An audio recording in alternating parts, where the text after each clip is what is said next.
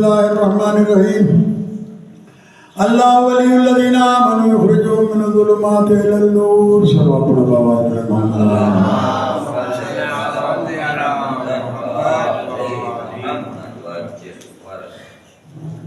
دوستو آج کل بہت بڑی بحث ہے ولایت کے حوالے سے. میں چند ایک معروضات آپ کی خدمت میں عرض کرنا چاہتا ہوں کہ اللہ تبارک و تعالیٰ نے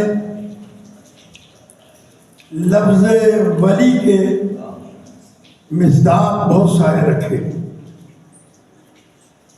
خود اللہ ولی ہے،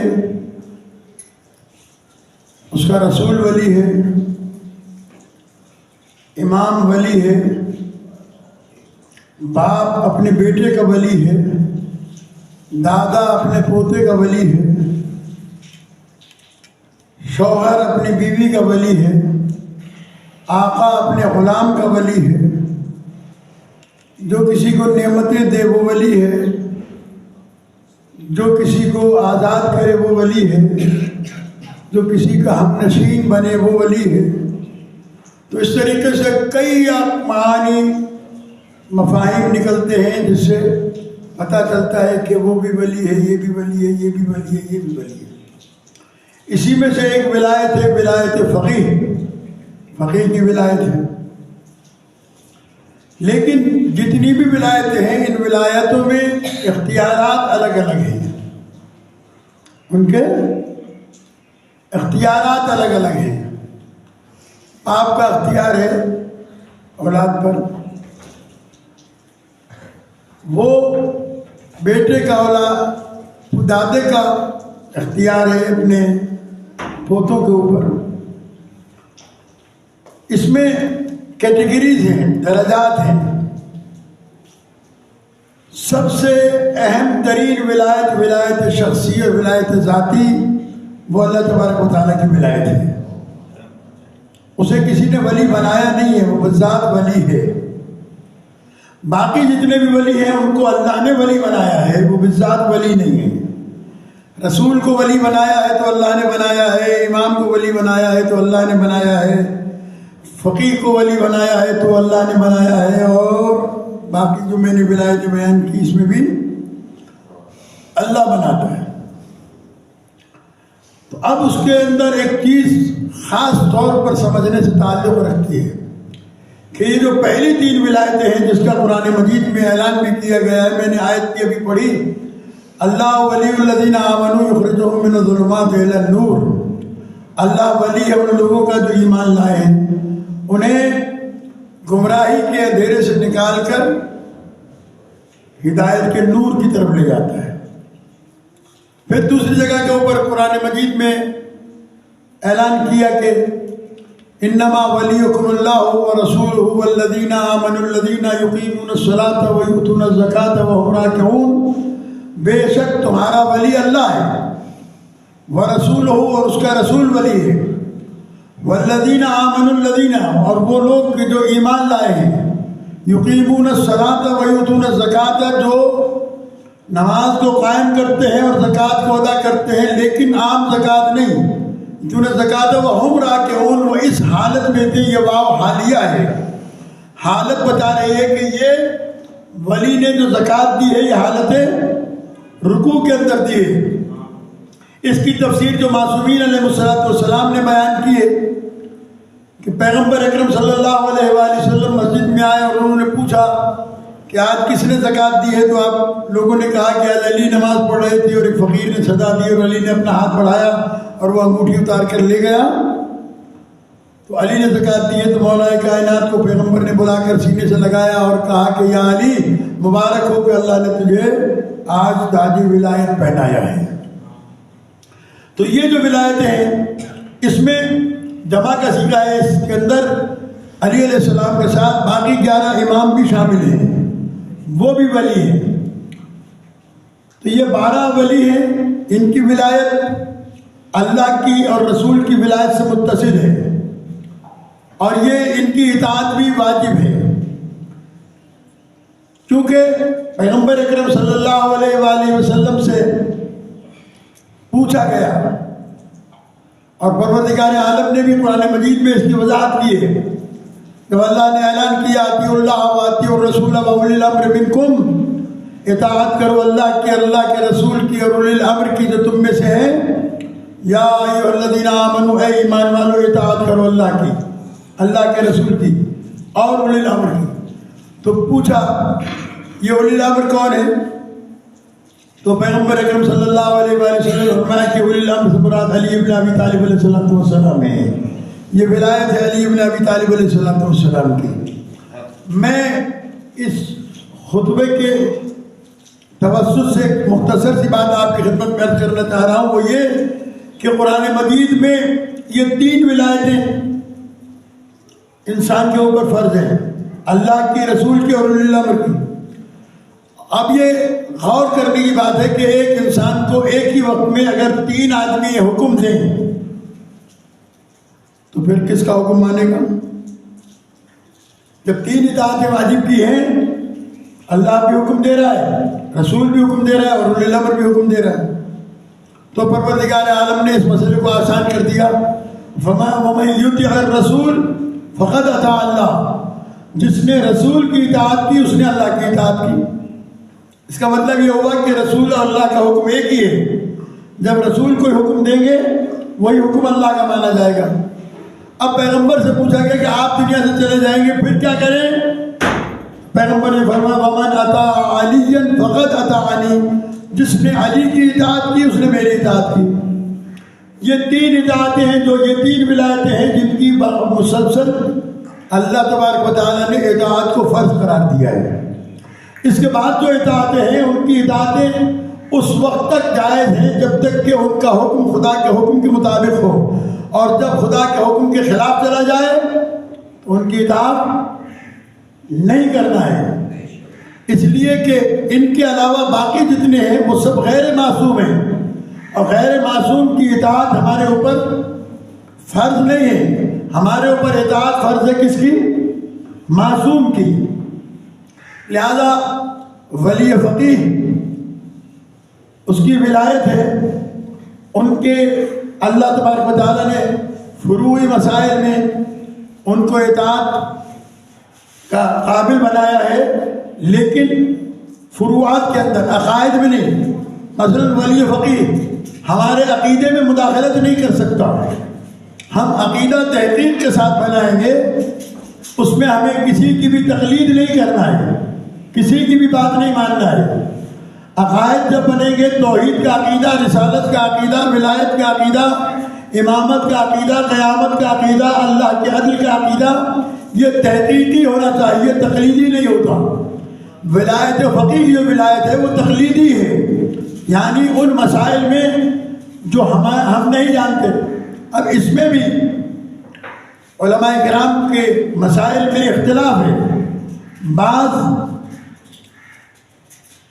مراجع کرام جیسے آیت اللہ العظمیٰ سید ابوالقاسم خوئی علی اللہ مقامہ ہوئے، یا آیت اللہ العظمیٰ سید علی سیستانی ہیں، یا آیت اللہ العظمیٰ شیخ حافظ بشیر حسین نجفی صاحب ہیں اور دیگر ہیں. ان کے یہاں ہر مرجع وقت جو جامع الشرائط مجتہد ہے وہ ولی فقیہ ہے. البتہ ایران میں ولایت فقیہ کے لیے فتویٰ الگ ہے، چونکہ وہ اسلامی حکومت ہے. وہاں پر تمام مراجع کرام تقریباً مل کر اتفاق کرتے ہیں ولی فقیہ کے ساتھ، تاکہ حکومت اسلامی میں کسی قسم کا اختلاف پیدا نہ ہو اور یہاں کسی قسم کے مسائل پیدا نہ ہو. لہذا اگر اقتدار حاصل ہو جاتا ہے تو اس کے اختیارات بڑھ جاتے ہیں، لیکن اطاعت اس وقت بھی واجب نہیں ہے. مثلا اگر میں آج ولی فقیہ کا کہنا نہیں مانتا تو میں گناہگار نہیں ہوں. البتہ ہو سکتا ہے کہ میں نہ مان کر کسی غلط کام کو انجام دے بیٹھوں، اس میں تو میں گناہگار ہو جاؤں گا. اگر میں نے غلطی کی تو غلطی کی وجہ سے گناہگار ہو سکتا ہوں. اس لیے تمام مومنین کو چاہیے کہ ولایت کو سمجھیں، ولایت کو پڑھیں، ولایت کے معنی کو سمجھیں. اگر مثال کے طور پر باپ ہے، اس کو اللہ نے بیٹی کا ولی بنایا ہے، بیٹے کا ولی بنایا ہے، شادی کے موقع پر باپ کی اجازت ضروری ہے کیونکہ وہ ولی ہے، لیکن اگر کسی وجہ سے باپ اکڑ کرتا ہے اور نافرمانی کرتا ہے، بات نہیں مانتا، اور لڑکی عاقلہ اور راشدہ اور بالغہ ہے، تو اس وقت شریعت اجازت دیتی ہے کہ اب اس کی ولایت ختم، اب لڑکی اپنی شادی خود کر سکتی ہے، کیونکہ جو ولایت اس کو دی گئی تھی وہ اس لیے دی گئی تھی تاکہ اچھا برا اس کو سمجھائے۔ لیکن اگر وہ اپنے عقل پن میں کہ میں ولی ہوں، میرا اختیار ہے، میں اجازت دوں یا نہ دوں، تو ایسا کوئی اختیار اس کے پاس نہیں ہے۔ یہ اختیار فقط نبی اور امام اور اللہ کے پاس ہے، اس کے علاوہ کسی کے پاس یہ اختیار نہیں ہے۔ لہذا اپنے آپ کو اس زمانے میں ان مسائل سے آگاہ رکھنا چاہیے تاکہ انسان اپنے عقائد اور ایمان کو صحیح کر سکے۔ اللہ تبارک و تعالیٰ کے اس اعلان ولایت کے بعد میدان غدیر خم میں پیغمبر اکرم صلی اللہ علیہ وآلہ وسلم نے جب آخری مرتبہ اعلان ولایت امیر المومنین علیہ السلام فرمایا، تو سب سے پہلے تو فرمایا کہ کیا میں تمہارے نفسوں پر تم سے زیادہ اختیار نہیں رکھتا؟ الست اولی بکم من انفسکم، کیا میں تم سے زیادہ تمہارے نفسوں پر تمہیں اختیار نہیں رکھتا؟ سب نے کہا بلا، قالوا بلا، جی ہم مانتے اس بات کو کہ آپ کا اختیار ہم سے زیادہ ہمارے نفسوں کے اوپر ہے۔ اس کے بعد پیغمبر اکرم صلی اللہ علیہ وآلہ وسلم نے فرمایا کہ کیا تم گواہی نہیں دیتے اس بات کی کہ میں نے اللہ کے تمام احکامات کو تم تک پہنچا دیا؟ سب نے کہا جی بے شک ہم مانتے ہیں کہ آپ نے پہنچا دیا۔ پھر اس کے بعد پیغمبر اکرم صلی اللہ علیہ وآلہ وسلم ارشاد فرماتے ہیں ان اللہ مولایا، یاد رکھو کہ اللہ میرا مولا ہے، وَأَنَا مَوْلَاكُمْ، اور میں تمہارا مولا ہوں، فَمَنْ كُنْتُ مَوْلَاهُ فَهَذَا عَلِيٌّ الْمَوْلَى، بس جس کا میں مولا ہوں اس کا یہ علی مولا ہے۔ اس کے بعد ارشاد فرمایا اللہم وَالِ مَنْ وَالَاهُ وَعَادَ مَنْ عَادَاهُ وَانْصُرْ مَنْ نَصَرَهُ وَخْذُلْ مَنْ خَذَلَهُ، اے اللہ تو اس کے ساتھ دوستی رکھنا جو اس کے ساتھ اس کو دوست رکھے، تو اس کے ساتھ دشمنی رکھنا جو اس کے ساتھ دشمنی رکھے، اے اللہ تو اس کا ساتھ دینا جو اس کا ساتھ دے، تو اس کی مدد کرنا جو اس کی مدد کرے۔ اس کے بعد پیغمبر اکرم صلی اللہ علیہ وآلہ وسلم نے فرمایا کہ جو حاضر ہے فَلْيُبَلِّغْ الْحَاضِرَ الْغَائِبَ، جو حاضر ہے وہ اس پیغام ولایت علی بن ابی طالب علیہ السلام کو غائب تک پہنچائے۔ اب اس کا فریضہ قیامت تک ہمارے اوپر ہے کہ ہم جب بھی کوئی مجلس کرے، کوئی محفل کرے، کہیں بیٹھے، تو پیغمبر اکرم نے جو حدیث ارشاد فرمائی تھی کہ زینوا مجالسکم بذکر علی بن ابی طالب، اپنی مجلسوں کو زینت دو علی بن ابی طالب کے ذکر سے، تو یہ کوئی مجلس وہ مجلس نہیں ہے جس کے اندر لاؤڈ اسپیکر لگا ہو، مجمع لگا ہو، مولوی ممبر پہ بیٹھا ہو، وہ بھی مجلس ہے، لیکن عربی زبان میں مجلس کہتے ہیں جلسہ، یعنی بیٹھنے کو، جہاں دو آدمی بیٹھے ہوں وہاں ایک علی کا ذکر کرے اور دوسرا سنے، یہ مجلس ہو جائے گی۔ تو اپنی ہر محفل میں، ہر مجلس میں، ہر جگہ پر ذکر کرو علی بن ابی طالب علیہ السلام کا۔ کیوں؟ اس لیے لأن ذکرہ ذکری و ذکری ذکر اللہ، اس لیے کہ علی کا ذکر میرا ذکر ہے، و ذکری ذکر اللہ، اور میرا ذکر اللہ کا ذکر ہے۔ لہذا علی علیہ السلام کے ذکر سے اپنی مجلسوں کو زینت دو، علی علیہ السلام کی ولایت کی معرفت حاصل کرو، ہر جگہ پر ذکر کرو علی علیہ السلام کی ولایت کا۔ ہمارے اوپر فرض ہے کہ ہم علی علیہ السلام کی ولایت کو دنیا والوں تک پہنچائیں، اور اسی کو دنیا نے ہلکا لیا، اور بہت سارے لوگوں نے اس ولایت کے بارے میں مختلف معنی نکالی کہ اللہ کے رسول نے دوست بنایا تھا، ولی نہیں بنایا تھا، لیکن یہاں ولی کا معنی حکمرانی کے پیغمبر یہ بتانا چاہ رہے تھے جس کا اللہ حاکم ہے، رسول حاکم ہے، اس کا یہ علی حاکم ہے۔ علی علیہ السلام کو حکومت اور اقتدار عطا فرمایا گیا کہ جو علی کہے اسے ماننا تم پر فرض ہے، جس سے علی روک دے اس سے رک جانا تمہارے اوپر فرض ہے۔ لہذا یہ جو ولایت محمد و آل محمد علیہ السلام ہیں یہ اپنی جگہ کے اوپر انتہائی سپیریئر حالت میں ہیں۔ باقی کی جو ولایتیں ہیں وہ نیچے کی ولایتیں ہیں، باپ کی ولایت، بیٹے کی ولایت، بھائی کی ولایت، عزیز کی ولایت، فقیر کی ولایت، یہ فروعاتی ولایتیں ہیں۔ یہ کسی موقع کے اوپر انسان کو ان کا حکم ماننا ہوتا ہے۔ لہذا تقلید کے معاملے میں بھی ہمارے اوپر جو ولایت فقیہ کی ولایت کا اعلان کیا گیا ہے وہ یہ کہ فَأَمَّا الْحَوَادِثُ الْوَاقِعَةُ فَارْجِعُوا فِيهَا إِلَىٰ رُوَاةِ أَحَادِيثِنَا۔ جب بھی غیبت امام میں تمہارے اوپر کوئی بھی ایسا مسئلہ پیش آئے کہ جسے تم نہیں جانتے ہو، فَأَمَّا الْحَوَادِثُ الْوَاقِعَةُ فَارْجِعُوا فِيهَا إِلَىٰ رُوَاةِ أَحَادِيثِنَا، تو اس میں رجوع کرو ان کی طرف جو ہمارے راویان حدیث ہیں۔ اب اس میں بھی دو قسم کی شدت پسندی ہے۔ ایک وہ لوگ ہیں کہ جو کہتے ہیں کہ راویان احادیث کی طرف رجوع کرنا ہے تو ہم احادیث کو پڑھ کر جو راویان احادیث نے لکھی ہیں اس سے اپنے مسائل کو حل کریں گے، لہٰذا وہ قطعاً تقلید کے ہی مخالف ہیں۔ وہ کہتے ہیں تقلید کرنا حرام ہے، تقلید جائز ہی نہیں ہے، اور ہم جو ہے وہ بس حدیثوں کی کتابوں سے حدیثیں پڑھ کر اپنے مسائل کو حل کر سکتے ہیں۔ تو بھائی پہلی چیز تو یہ ہے کہ ہم شیعہ نے حیدر کرار ہیں، ہم کسی قیمت پر بھی کتاب کو کافی نہیں سمجھتے۔ جب تک استاد نہ ہو کتاب کفایت نہیں کرتی۔ میں نے 2-3 دن پہلے مجلس میں بھی عرض کیا تھا کہ اگر کتاب کافی ہوتی تو آج انجینئرنگ کے سبجیکٹ پر ہزاروں کتابیں لکھی ہوئی مارکیٹ میں رکھی ہوئی ہیں،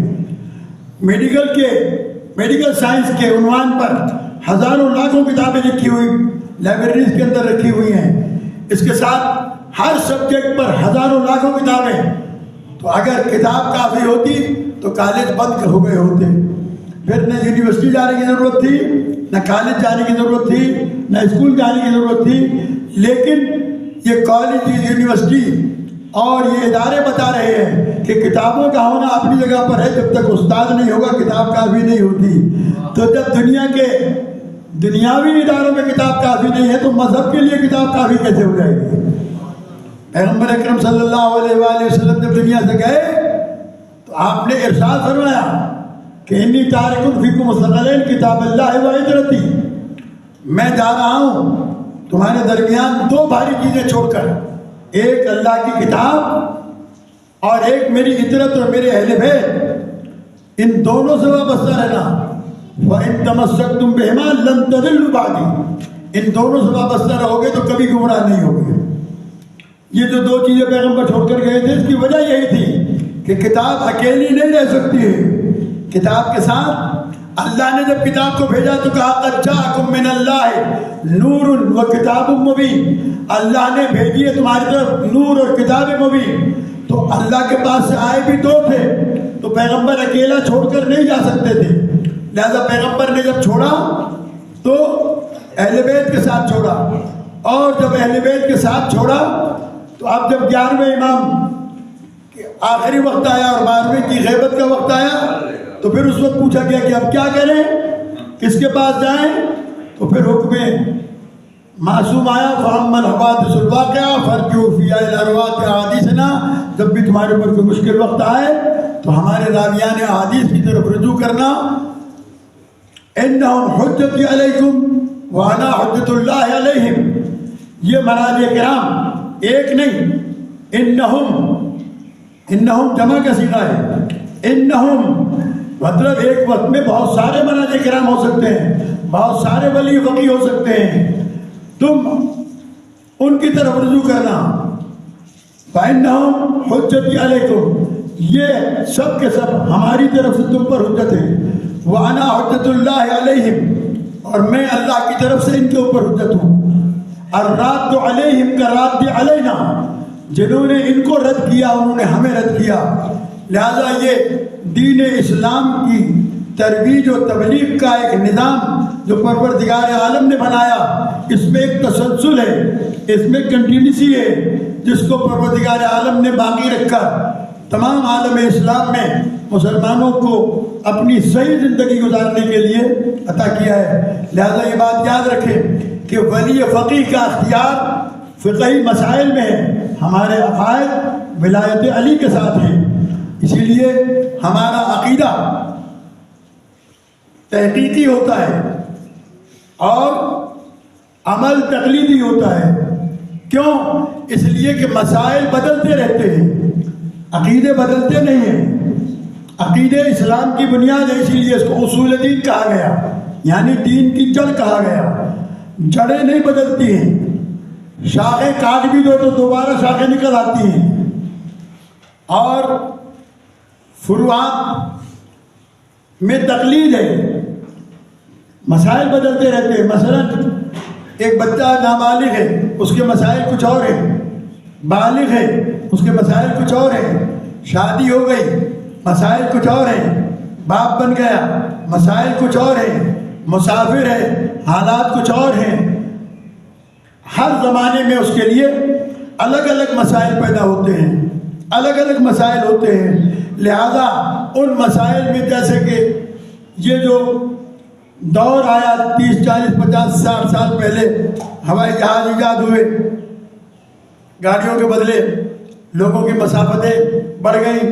اب نماز میں شرط کیا ہے کہ جب آپ مسافر ہو تو نماز قصر پڑھیں گے۔ کیا کریں گے؟ نماز قصر پڑھیں گے۔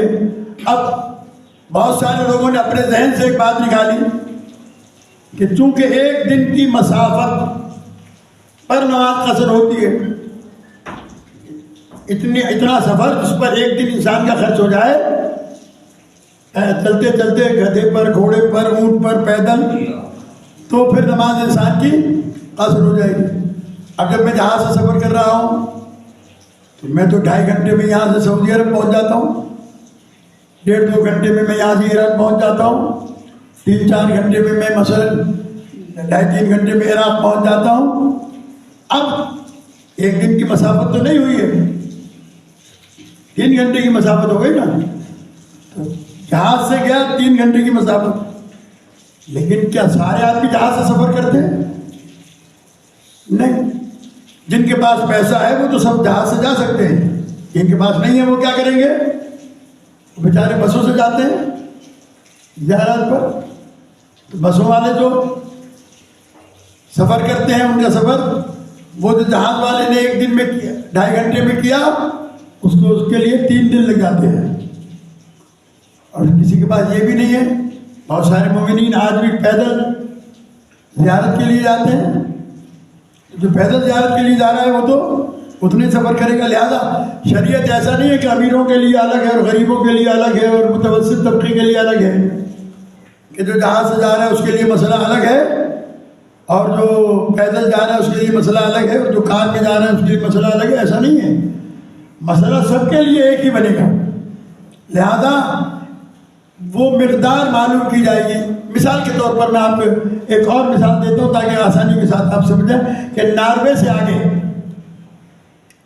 ناروے ایک ملک ہے، اس علاقے میں 6 مہینے دن اور 6 مہینے رات۔ کتنے؟ 6 مہینے دن اور 6 مہینے رات۔ اب نماز کیسے پڑھیں؟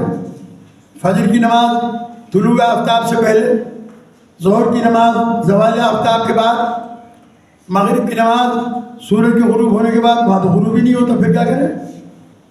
اب مطلب وہاں کے مسلمان 6 مہینے کے بعد نماز پڑھیں گے جب مغرب ہوگی 6 مہینے کے بعد، اور وہاں 6 مہینے رات رہے گی تو پھر فجر تو پڑھنی نہیں ہوگی۔